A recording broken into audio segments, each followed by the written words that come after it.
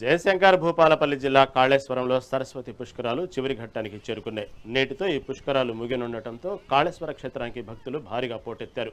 వేకోజాము నుంచే సదూర ప్రాంతాల నుండి తరలివచ్చిన భక్తులు త్రివేణి సంగమంలో పుణ్యస్నానాలు ఆచరిస్తున్నారు.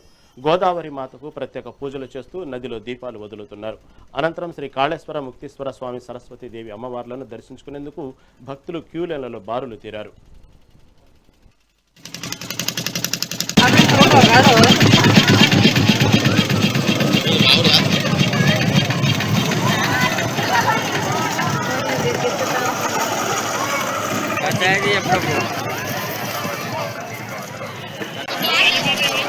మేము హైదరాబాద్ నుంచి వచ్చాము.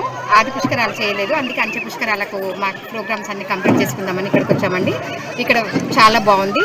లాస్ట్ రోజు అయ్యే వరకల్లో కూడా ఇక్కడ పబ్లిక్ తక్కువ ఉంది. మాకు చాలా సంతోషంగా ఉంది. మరి వెంబవాడ గానీ, కొమ్రవెల్లి గానీ, లక్ష్మీ నరసింహస్వామి, యాదాద్రి గానీ, మేడారం సమ్మక్క సారక్క గానీ, కాళేశ్వర ముక్తేశ్వర స్వామి గానీ, ఇంకా అనేకమైనటువంటి 100 కోట్ల రూపాయలు పెట్టి డెవలప్ చేయవలసిన అవసరం ఎంతైనా ఉన్నది. మరి స్వామి దయవలన ఈ సంవత్సరం లక్షలాది క్వింటాల ధాన్యం ఇలా రైతులకు అన్నపూర్ణాదేవి కనికరించి చాలా ధాన్యం వచ్చింది. మరి అదే రకంగా ఏ రోడ్డు చూసినా గానీ, కాళేశ్వరంకు రావాల్సిన రోడ్డు ఏ రోడ్డు చూసినా గానీ మరి చీమల దండు లెక్కనే భక్తులందరూ వచ్చిపోతా ఉన్నారు. ఎక్కడ కూడా ఇటువంటి అవాంఛనీయ సంఘటనలు జరగలేదు స్వామివారి దయవలన.